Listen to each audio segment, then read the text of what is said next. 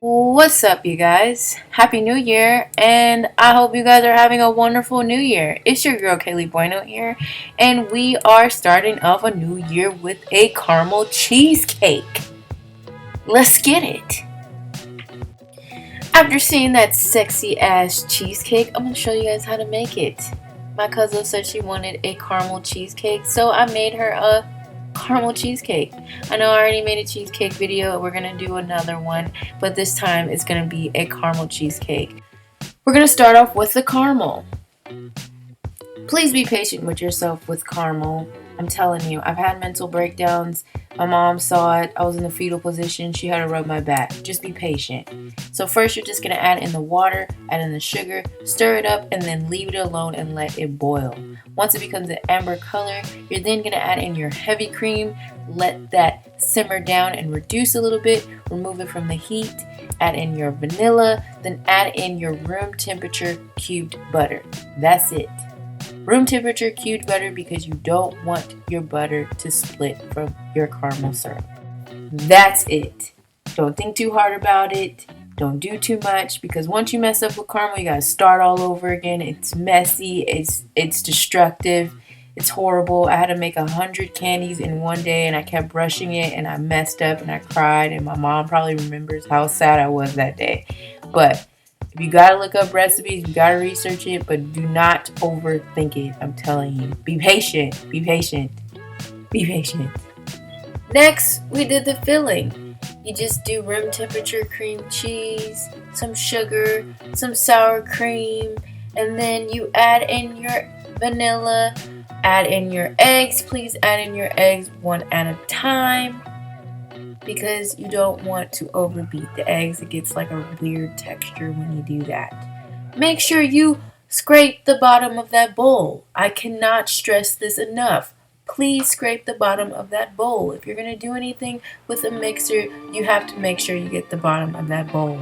Just letting you know, because you're going to have like a bunch of cream cheese and everything at the bottom. And it's not going to be cute. It's not. So what's your guys' New Year's resolution? I'm pretty curious. I didn't really have one this year. I already started mine beforehand. It was really just to eat better, kind of get my immune system up, think better thoughts, exercise more, find my inner peace. But comment down below your New Year's resolution. Also comment how that is going for you guys, especially in the first 2 weeks. Now, we just made the crust. It's pretty self-explanatory. I know usually in recipes you make the crust first. Either way, it doesn't matter as long as you make it and let it sit for an hour before you put the filling on top and put it in the oven. I did it with ginger snaps instead of graham crackers, and it made a pretty good difference. I liked it. It was nice.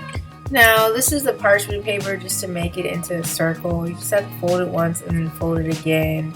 And then fold it into like the triangle. Just kind of watch closely how I do it. It's pretty easy. Then you just cut it into the shape of the bowl and just open it up and it's a nice little circle. Just watch closely on how I do it. It's pretty self-explanatory. Then once you got your parchment paper, you're then going to add in that crust. Flatten it out. Flatness, evenness is key.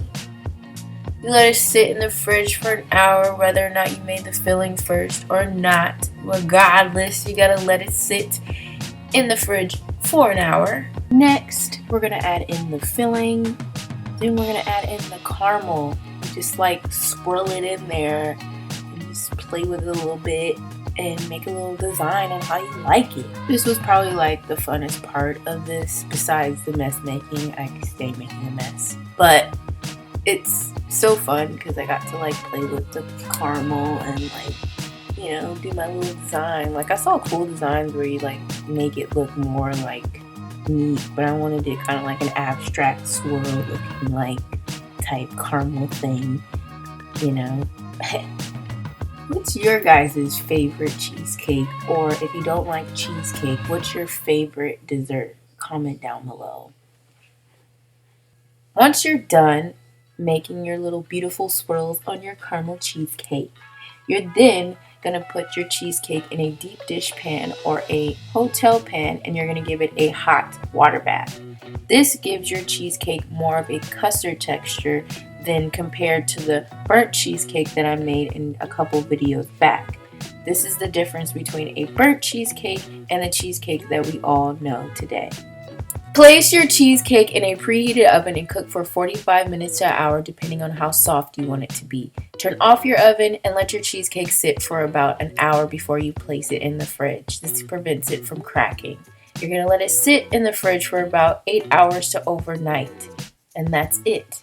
Here's my cousin with her cheesecake. These girls look so good. I can't wait to eat it. We're going to enjoy this, honey. Thank you, Kaillie Bueno Eats. You're welcome. Cheese. Say thank you, Kaillie.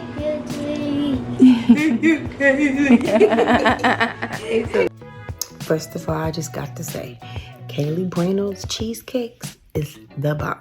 This caramel cheesecake got me feeling some type of way. This is my second or third piece. Get yours, because I got mine.